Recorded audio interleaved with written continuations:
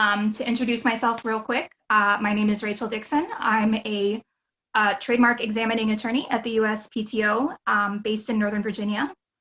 I've been involved with P.A.D for many years. I don't hold any office currently, but I'm still an enthusiastic member. And when this issue came up at PADCon, I offered to talk about it more because I've been following bar exam issues and diploma privilege issues for several months here. There's so many changes all the time that it's hard to keep track of it all.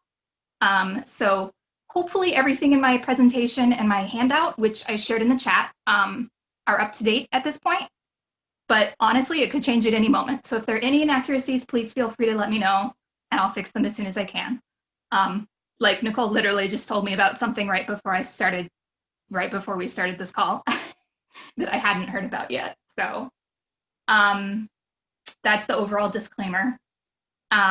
If you're friends with me on Facebook or have read my blog, you'll know that I myself support diploma privilege, but honestly, there are significant disadvantages to every approach.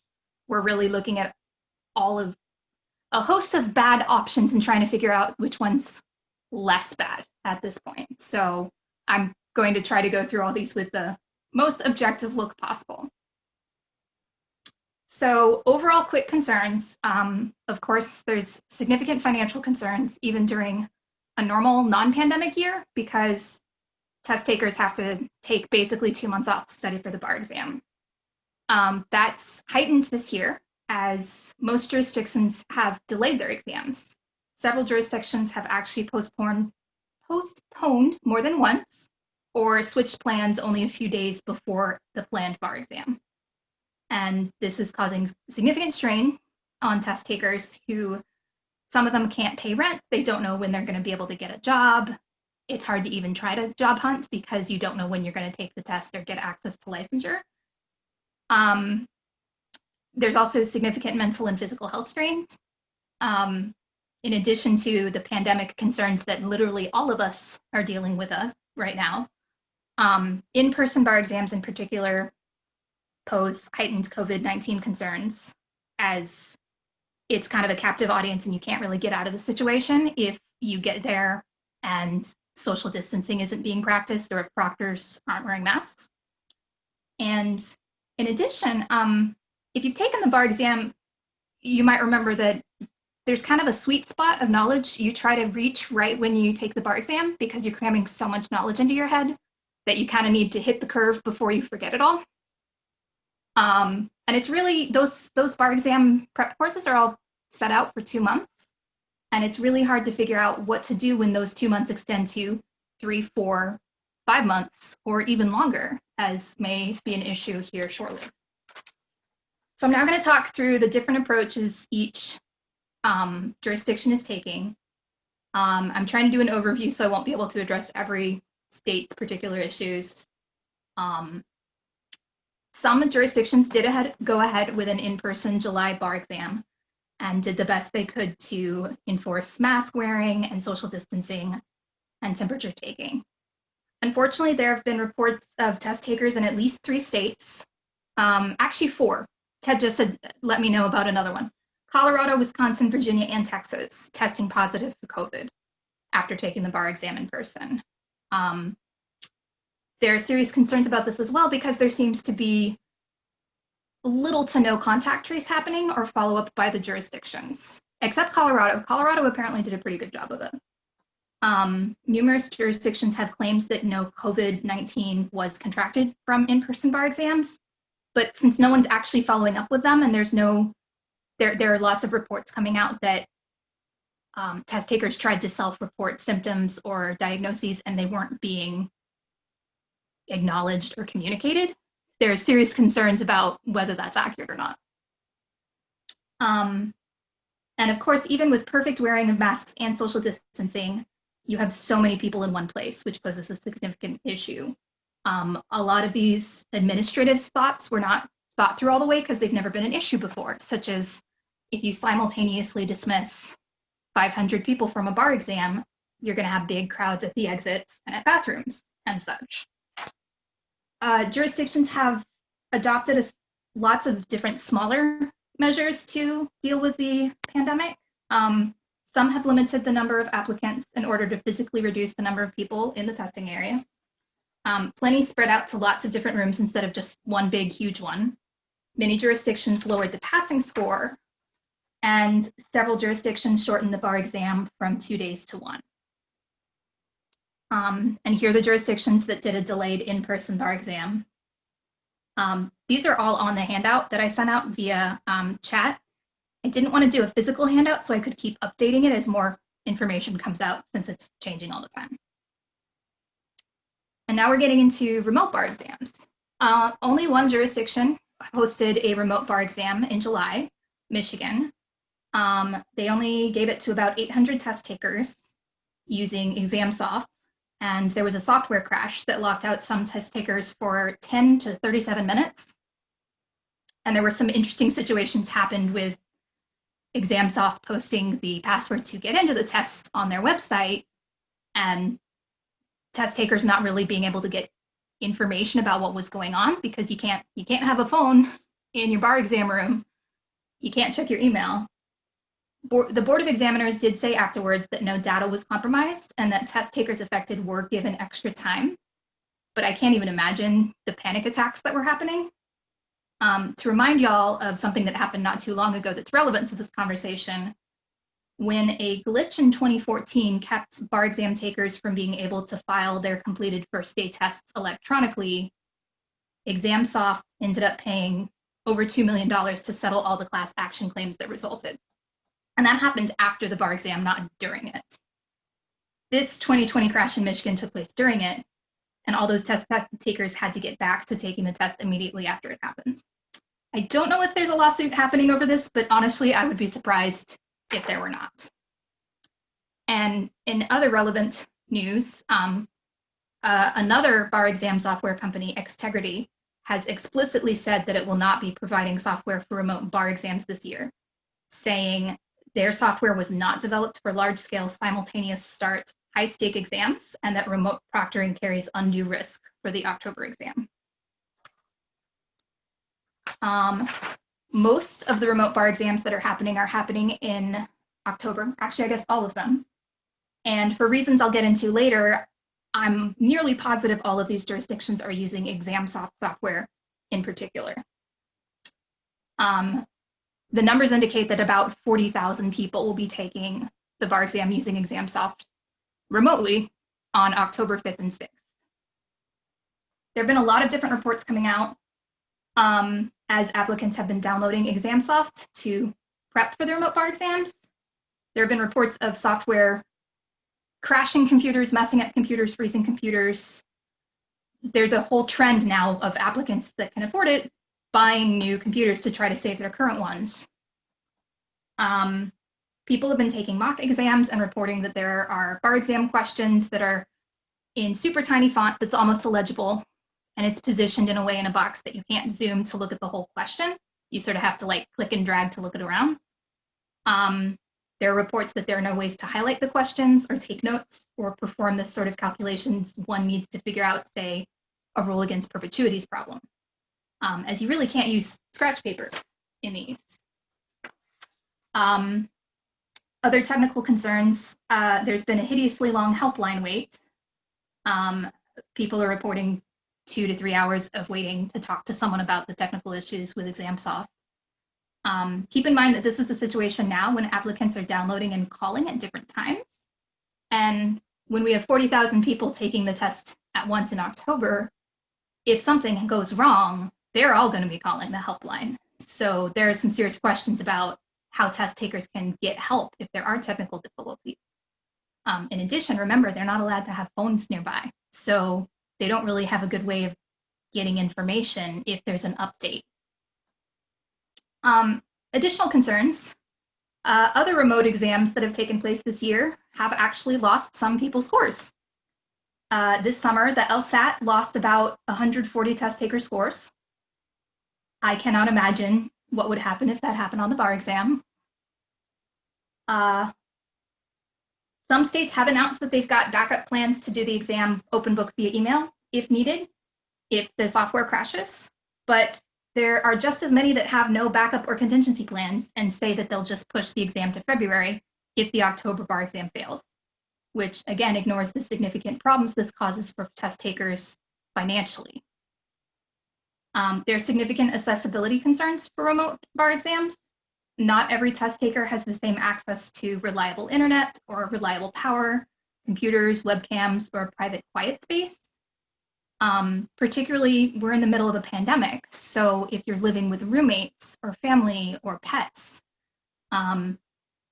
it can be really difficult to figure out where you can take the bar exam where none of those will be seen. The software, they're using cheating software to monitor whether someone's cheating, and apparently even like a cat walking into a room can trigger it and cause a lot of problems. There are also concerns about test takers with disabilities. Many people who qualify for accommodations have been told they can't actually get those accommodations remotely, and they need to come in for an in-person test, which poses specific issues.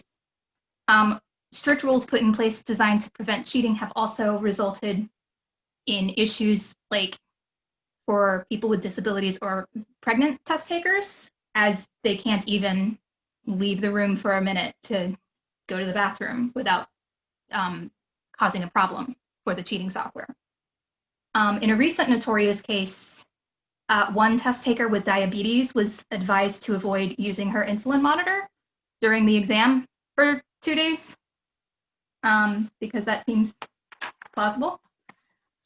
There are also some safety and privacy concerns.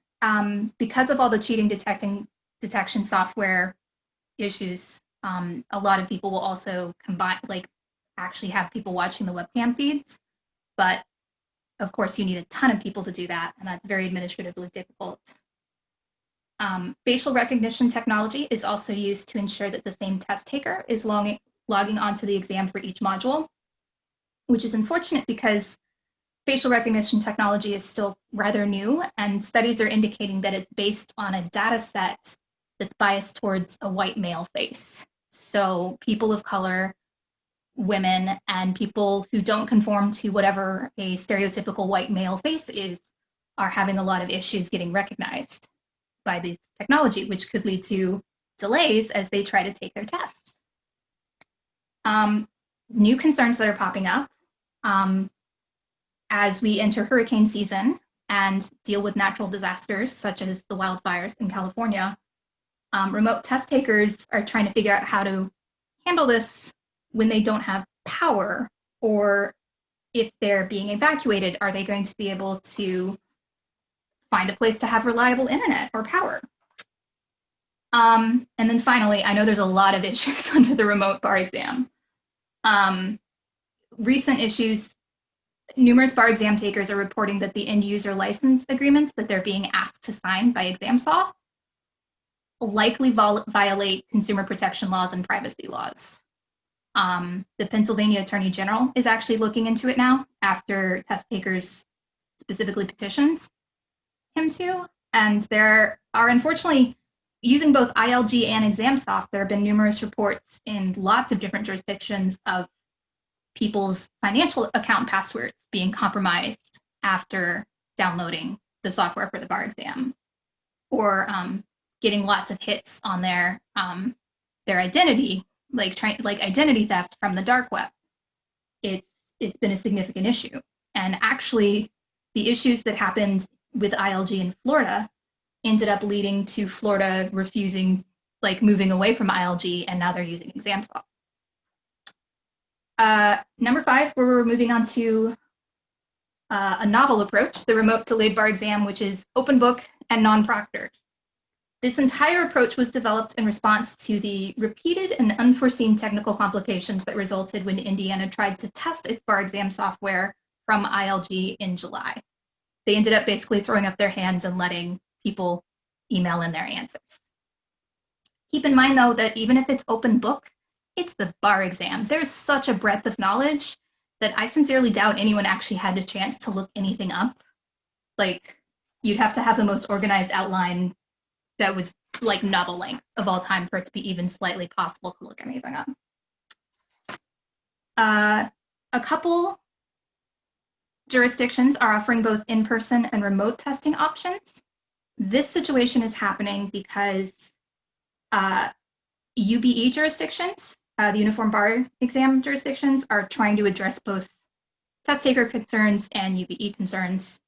The UBE, in case you don't know, allows transfer of bar exam scores between 37 states. And the National Conference of Bar Examiners, who runs the UBE, is allowing additional test dates for jurisdictions offering it, but they're only going to be transferable if they're offered in person. So as you can see, there are certain limitations if you take a remote test. I'm going to get, yeah, okay, moving on. A number of states and territories are offering, they're granting extensions on supervised or provisional practice rules, or they're creating new ones. This is the approach I honestly know least about, as jurisdictions take wildly different approaches towards this. But the obvious issues are that if you have a temporary license, you're still going to have to take 1 to 2 months off work in the sometime in the future to study for the bar exam. And given the state of the world, it's hard to guess when that time will be. Employers are dealing with their own issues relating to the pandemic and the global recession, and may not have the ability to mentor new lawyers and shepherd them along for however many months of practice they need to get towards the bar exam. And there's definitely concerns that a provisional license earned this way, they're going to get paid a lot less. So diploma privilege has been offered as a solution by many advocates. There are probably diploma privilege petitions going forward in most states. This is the position I personally take, but even this has issues. There are concerns about, will employers accept licenses acquired through diploma privilege? Will other states grant reciprocity? These concerns are real enough that, as you can see, Louisiana, Oregon, and Washington are still offering the option to take the in-person exam for anyone who's concerned that they won't be able to get a job if they have a license acquired through diploma privilege or move to another state, etc. Rachel, may I interrupt you for just a moment, just in case particularly some of our newer law students, can you give a minute explanation of what diploma privilege means? What are they talking about when they say diploma privilege? Oh, yes, of course. I totally meant to do that and I just moved past it in my notes. Diploma privilege refers to acquiring your legal license upon receipt of a JD from usually an ABA accredited law school. Wisconsin actually already had local diploma privilege for its, I think it's 2 to 3 law schools, but it usually offers the option for people to take a bar exam as well to get into the bar. I hope that explains it. If I missed anything, please feel free to jump in and let me know. Thank you. Just wanted to make sure we were all operating on the same page. Of course, yes. Alas, there are some jurisdictions that have just kind of given up altogether and canceled their 2020 exam. I believe all of these jurisdictions will not be offering a bar exam until July 2021. Maybe February, but I'm pretty sure it's July, which offers, all the same issues we've been talking about in terms of uncertainty for test takers, but it does at least give them a specific date when they're going to take the test, which is more than a lot of these uncertain, postponing constantly jurisdictions are doing. Some states have entered into reciprocity agreements for score portability from remote bar exams. This is to address the lack of UBE portability for remote exams that I discussed earlier. There's been, I moved wrong way. Okay. There's been significant advocacy around the country for this because, they're giving a bar exam to lawyers, well, future lawyers. This was to be expected. I believe the vast majority of them have been denied straight out. Illinois, at least, where I'm barred, so I'm most familiar with what's going on there. test takers asked for a remote bar exam stress test to ensure that the software would actually perform on the day of. And they also asked for contingency plans in case the software fails. That was denied. California has another live petition going through that's supposedly picked up a lot of support. And there is a bill in New York specifically for diploma privilege. I don't know of any other states that actually have bills that have significant support for diploma privilege. But if you know of something I don't, please let me know. To get to exactly how this is breaking down for remote bar exam software, as you see here, pretty much everyone's using ExamSoft. A few jurisdictions were trying to use ILG, but there were so many issues with it that they ended up switching to ExamSoft. Although, as noted, ExamSoft did crash when it was used just for one jurisdiction and 800 test takers in July.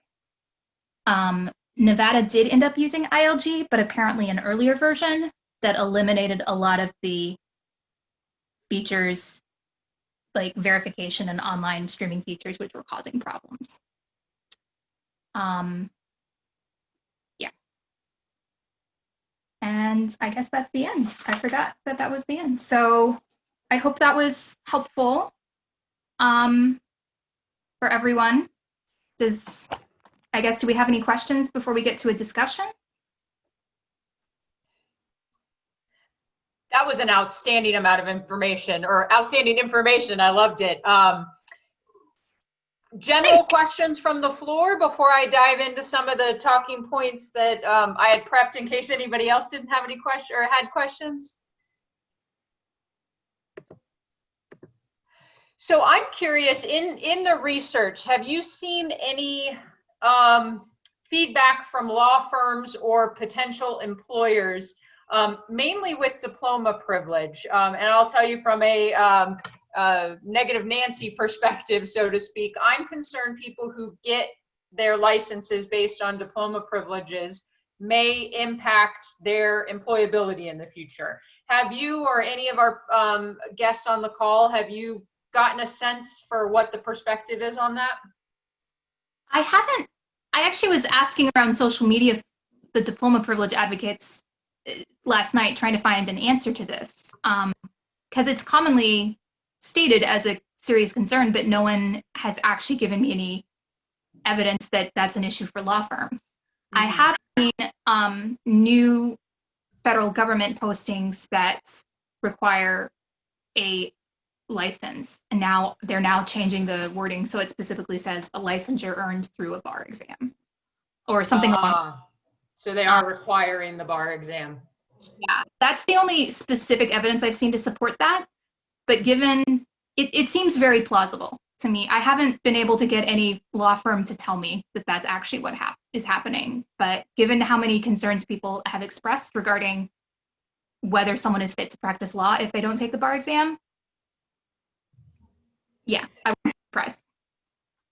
One question, and this goes for all of our alumni on the call, what can alumni do to help our law students, particularly the ones that are dealing with this right now? And I'm also concerned with what should our 2Ls and our 3Ls, what do they need to be thinking about? What do they need to be preparing for? So I guess that's two questions. How can alumni help at this point?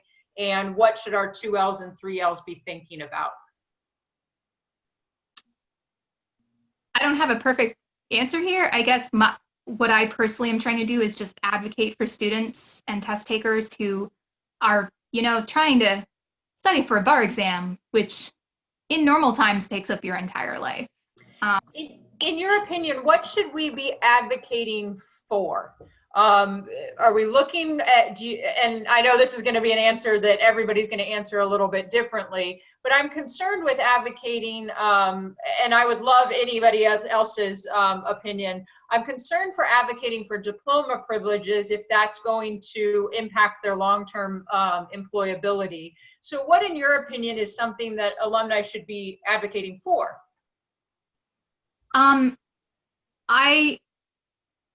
In addition to diploma privilege, I think the best option is probably the approach towards a remote bar exam, which is administered open book through email. That seems to I mean, as noted, there's so much information that realistically they're not going to have a chance to look up answers. And that does satisfy the test, but it doesn't rely on software that was slapdash painted to try to make it work for a situation it was never designed for. I think everything I've been reading from software developers is that we can have this software in the future, but given how long it takes to develop software of this size to be reliable, I think we're looking at a year before we have remote bar exam software that we can trust will actually work regularly and not crash and not lose people's scores and things like that, because no one was ready for this. And I find that so surprising. So my role at my college that I work for is I'm part of our adult and online education. And we use proctoring software, electronic proctoring software for every single one of our 400 plus classes a term. And to hear that and we don't use ExamSoft, we don't use that other platform that you mentioned, I guess I'm a little floored that the bar examiners aren't reaching out to higher education who's been doing this for years. So when you were talking about that, it was my educator soul was dying a little bit because I'm like, there's legit programs out there. I'm really shocked that they're not using tried and true programs I know work. Do you know why these two companies seem to be the two that they're relying on? I think just because it's who they've talked to in the past and who they've administered tests through in the past. That is a very good question. I know, I guess scalability would be a concern, because if you're doing it at the school level, you're looking at max maybe what, 200, 300 people in one section. I don't know numbers. Yeah, so just to give you an idea, I have roughly, let's say 300 classes a session with 20 students in each. And every single one of them uses the exam platform. Now, arguably not all at the same time, but I can see a million different ways of skinning that cat. It's just very interesting to me that they're having so many technical issues. I hadn't realized proctoring software was being used on that scale. Yeah. And we're a small school. So I'm now, again, bar exam versus one test, there may be some issues there. I'm curious from our law students, if you wouldn't mind chiming in. Online law school was very taboo up until, roughly 3 or 4 months ago when we all had to pivot to online learning. Have you guys been having to take tests via proctoring software? What has your experience been, if you don't mind chiming in at all? I don't see any unmute buttons going, so I think I might have put them on the spot. No, Rigo, yay! I was gonna say I can chime in a bit. Yeah, we've used ExamSoft over here at Chicago Kent, so it's been an interesting system, but there's been issues where people couldn't log in before, or timing issues, uploading exam issues, and that's been the frequent choice from professors, is allowing folks to just download it in the moment and then giving folks a couple hours to re-upload it. But that's presented its own issues. But that said, in-person testing also had issues. So like the online version isn't that much worse off compared to doing it in person. Interesting. Yeah, I think that's been our experience. I'm a 3L at the University of Oklahoma, and we've been using ExamSoft before as well, so it wasn't a huge transition to really just do it at home. We didn't really have a whole lot of issues, aside from there are a few professors who just couldn't figure out how to do it, I guess. There always are. Right. And so they just used like a platform like Canvas, and they did like what Rigo said. They, said, hey, you have, 4 hours once you open this, download the test, do the test, and then re-upload it, within that amount of time. Okay, interesting. Thank you both very much. One of the things I was thinking about while you were talking, Rachel, and what I've been thinking about leading up to this call is the fact how, I know we're all getting tired of it, but COVID's changed life, I think, for all of us permanently. I think we're going to see a dramatic shift into more school being online, including law school, which means the bar exam is probably going to have to pivot as well. And I'm curious, and this is all, theoretical, but what's the bar exam going to look like, and what's its relevance in the next 2, 3, 5 years? What do you guys think? I'm interested in your opinions of where we think the bar exam is or should be going. Yeah, that's a good question. To address that and sort of talk to Nicole Gritta's question in the chat, which is asking whether the push towards the UBE in recent years has made many states hesitant to allow for diploma privilege because they feel like they've already compromised. The UBE has kicked off so much. Y'all, I graduated in 2015. I felt like I knew what was going on in law schools, and then I was looking into this and realized that 37 jurisdictions now offer the UBE. That is so many more than it was when I graduated. It's a little insane how fast it's sped up, considering we're kind of a profession known for not adopting change. Well, I don't know how else to put that. So I feel like that's a very good point from Nicole Gritta, saying that, yeah, if people adopted UBE may feel that diploma privilege is a bridge too far. But yeah, anyone else want to speak to that? I came in the middle of it, so I was just going to say that I know that was a big topic of conversation here in Tennessee. We adopted the UBE last February. And so there was a lot of old school lawyers who were very against it, who wrote petitions against it. The whole mantra, I had to do it, so you should have to do it too, which I think is just antiquated in and of itself. But what I'm really curious to see as to what happens is whether or not this drives the conversation forward post-COVID. I mean, obviously we have to deal with what we have to deal with right now and figure out how we can find a way to make sure that students who graduated within the past year or who were not successful on prior attempts have an opportunity to get barred, because we can't, like you said earlier, Rachel, they have debts that are continuing to mount. They have expenses that they have day in and day out. They went to law school for a reason. So certainly there's got to be a way that we, the collective we as lawyers and wannabe lawyers, can advocate. What I struggle with is what's the best approach to make sure that we are ensuring minimum levels of competence, but also recognizing and appreciating that standardized tests in and of themselves have some inherent and systemic issues.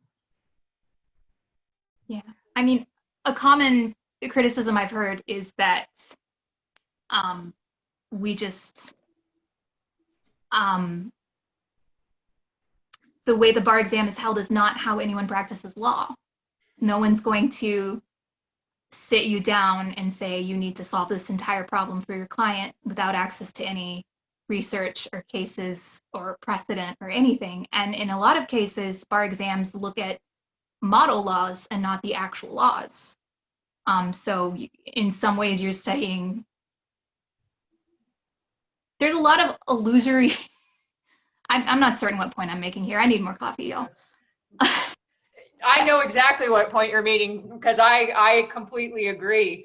Law students, what would your perfect world be, given we have to have some admittance level, like beyond graduating law school, nobody's ever going to say, okay, that's enough. I think that's going to be a far reach. What would be your dream situation to get your license after law school?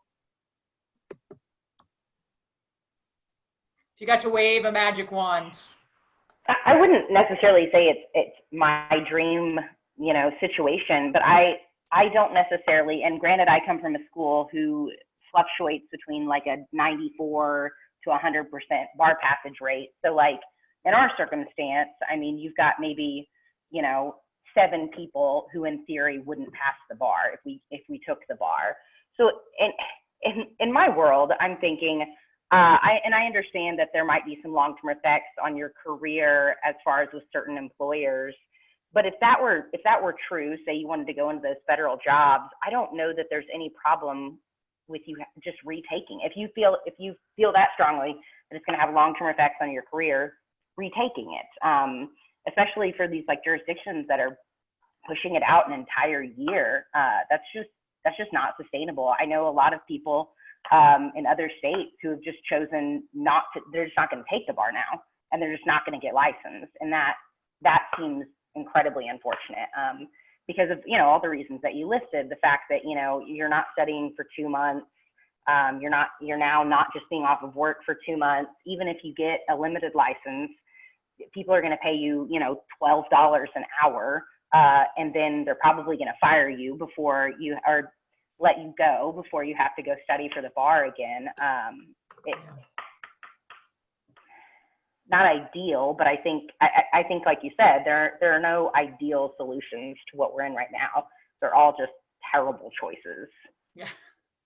And I think there's an immediate, what do we need to do? I also think there's a, what do we need to do after the dust has settled? And I think those may be two different conversations.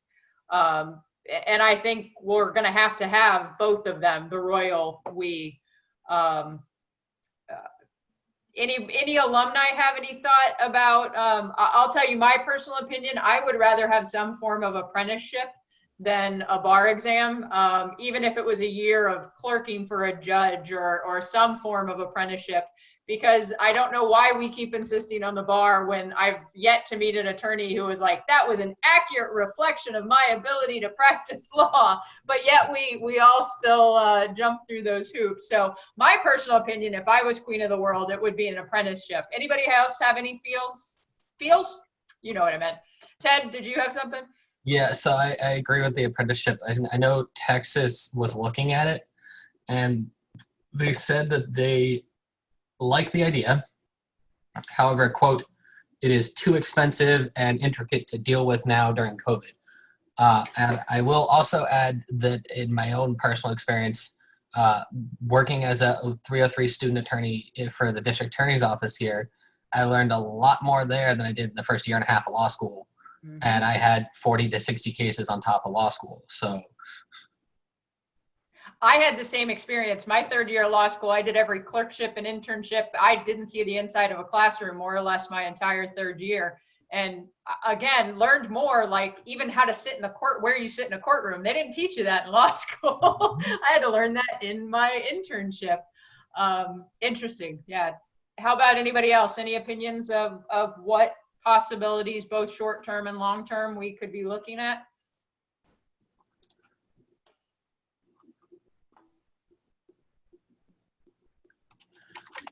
What other questions? Those were my questions, the kind of talking points I had. What else do you think we should be thinking about, both as alumni and people who can advocate, as well as law students? What are your concerns? What are you hoping we can offer in the way of support? Even if it's someone to call to cry on our shoulders as you're dealing with all of this. What do you need from us? That we burn down. Okay. I think Amanda was about to say something nice, and then Ted's burning things to the ground. Amanda, why don't you go first, and then we'll jump back. Yeah. And I think we had some people in Oklahoma who are trying to advocate for this year, but to the extent that Oklahoma had decided we were having an in-person bar exam come hell or high water, I was really frustrated that even though the law schools, I feel like, offered up some good alternatives to make it at least smaller, right? Like you necessarily, you know, you can have it at the same time and all of that, but like maybe spread it out in some areas. And they were just really, they're really adamantly opposed to that. And so I think even some of the, what I feel like would have been, okay, fine, we're going to have this in person, but there are some compromises we can make to make it safer. Because I mean, you have the LSAT in different places, right? With like smaller groups of people. So I was really frustrated personally with Oklahoma's choice in that, but also I think we're number 4 or something right now in the nation for COVID. So not surprised. Oh. Ted, what were you gonna say? Change the tech, because this company that 20 states are now using, I mean, its key software right now is literally a rootkit to allow your system to be hacked. Its contract, at least with the Commonwealth, violates consumer protection laws in the Commonwealth. Their entire, I mean, apparently they've also been paying people off to like promote their product over the years, and it physically doesn't work. I mean, I took the practice test on this thing. The entire MPT is 0.4 font. You can't highlight it, you can't annotate it, you can't take notes on it. You can't use real scrap paper. I mean, the program in itself just does not work yet. The tech isn't there. If you're gonna do it, go the Indiana route and do some sort of like connection setup. They're like, oh, well, people are gonna, look up stuff. Well, that's what real attorneys do. If they don't know the answer up top, they'll look up the information they need. You guys don't memorize every code in your jurisdiction that changes every 3 minutes? I'm shocked. Okay, so that's interesting. So there's almost two things to consider. One, if we do go this remote route and the bar exam does become more of a virtual realm, adjusting the concept that everything has to be in your head and making it more of a practical exercise. That's actually might be, if we're talking about how to convince people to change their minds, that might be a good first step of, let's not get rid of the bar exam, let's just make it more realistic. And then maybe step two, once everybody's over that initial shock, get rid of the bar exam and go to apprenticeship. But again, that's when I'm queen of the world. We'll run the bar exam that way. I like that approach. Of course, I'm speaking as Nicole Winget with absolutely no influence at all, but I think that that's something that makes sense. And Ted, we were talking about it a little bit earlier. We use proctoring software. We don't use ExamSoft. We use a different company. And we, knock on wood, because now I'll get a call that the entire system crashed for my entire university, but we haven't had a tenth of the problems that I'm hearing from ExamSoft, and it hurts me to hear that that's going on, because there are programs out there that can work, but you're right, it has to be managed properly and not ruled by the almighty dollar. Yeah, and I personally, I feel for New York, because what I'm hearing out of there is that it's literally causing hardware to like heat up on people. So I'm like, you're physically getting like attacked while trying to take this mock exam. Wow. Yeah, That's disappointing. melted to hear. keyboards. Yeah. I feel as alumni, the best thing we can do at this point is just ameliorate the situation by advocating for small changes. Like, I think a lot of people are advocating online, but they're not reaching out to slightly more old school law school deans who may not use social media and don't know that there are these problems happening. I mean, I'm following Twitter all the time, keeping track of bar exam updates, but I don't think the dean of my law school is.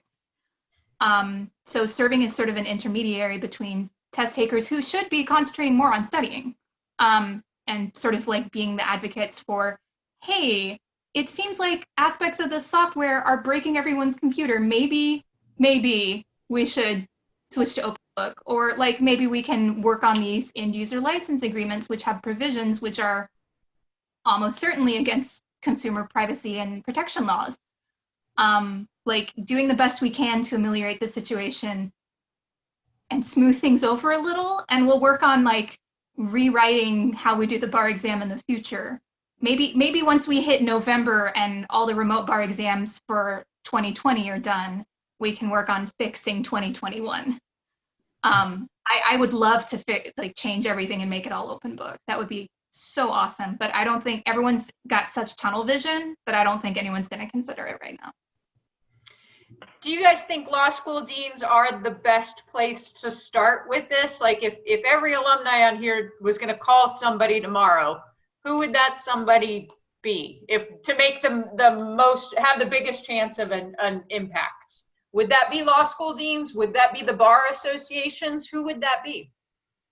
I think that's one place to start, but I think you honestly have to look at who is making the rules, right? These petitions are going in front of judges, they're going in front of Board of Law examiners.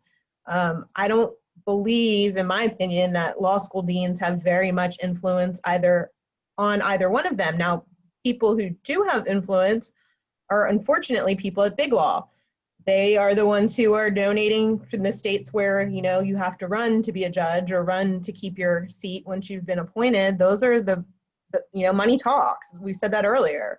I mean, in Tennessee, every single law dean here joined in a petition to advocate for a limited diploma privilege. And they're like, nope, see you in October. So, I mean, again, I could write a letter and they'd probably like, Nicole, who? It's, you know, trying to figure out who really can effectuate change. And unfortunately, it's people with power. And a lot of times the people with power in our field are members of the judiciary and or big law. I mean, obviously a lot of members of the judiciary came from big law, they came from government, combination of both. That's good insight. Yeah. Sorry, go ahead, Rachel. I'm sorry.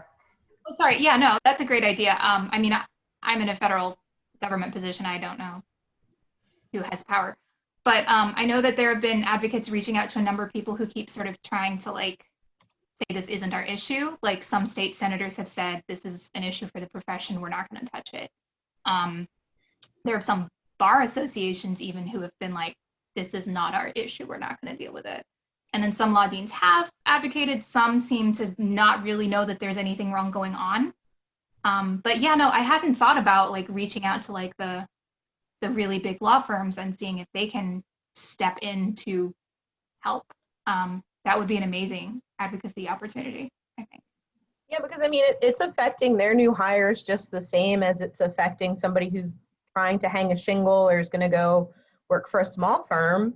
And in some instance, maybe even more so because they have summer clerkship programs that are very formal and they invest a lot of money in the students that they're trying to court to come work for them. And, you know, some of those students then go do a federal clerkship or a state clerkship. They have that gap year and then they come and work for them. But if in that gap year, when they're supposed to be getting barred, they're not getting barred, well, then what are you going to have them work on? You're paying them 6 figures to continue to do the stuff they did as a summer associate because they can't actually appear on behalf of clients or sign pleadings or show up in court. I mean, that's problematic. And again, money talks. Like if I can't bill you out at $400, $500, $600 an hour and I got to bill you as a summer clerk, I'm losing money.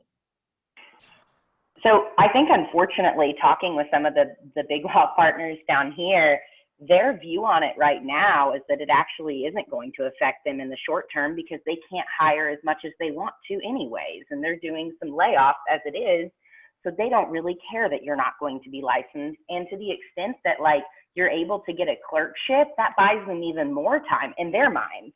That buys them even more time because you don't necessarily have to be licensed to get, you know, several of the clerkships.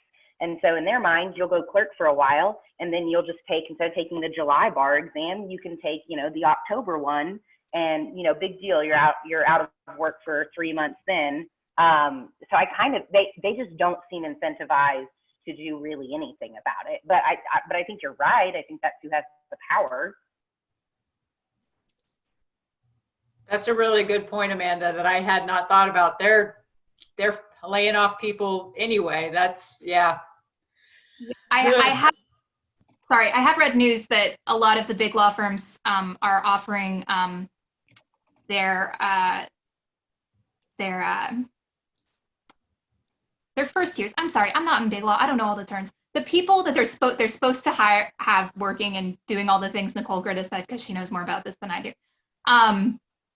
They're offering them like sabbatical years where they take like a quarter of the salary they were going to get and then go do whatever they want for a year, or take another portion of the salary and go work for a pro bono organization for a year or something to try to cut their costs there. So, I mean, they already are trying to figure out ways to deal with it.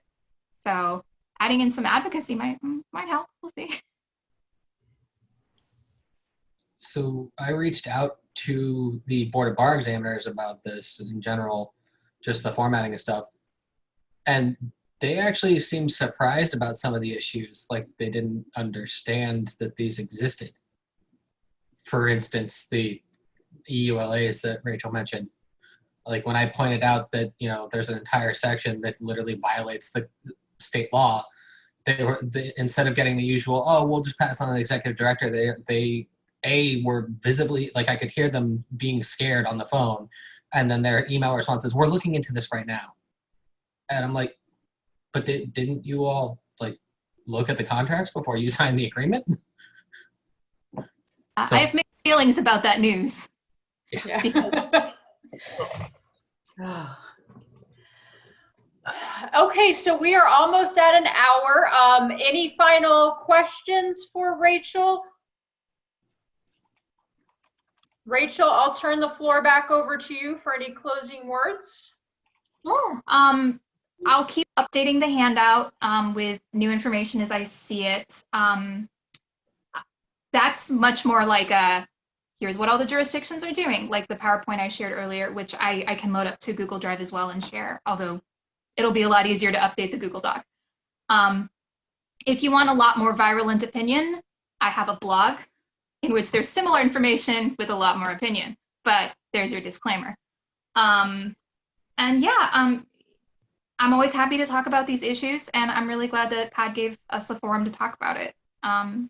And thanks y'all for attending, and thanks to whoever who's watching this in the future. Please always feel free to reach out to me with any comments or thoughts or corrections or anything. So. We also started a forum in the members section on the website to discuss this too. So if you want to post questions, we'll try to keep an eye on that and engage there as well. Thank you, Rachel, very much. I know how much work goes into putting something like this together. I very much appreciate it. The whole board and executive office does. And thanks to everybody for attending and engaging. It's always a lot of fun when we have questions and answers to discuss. So thank you all very much. Have a wonderful evening and a weekend, and we'll talk to you later.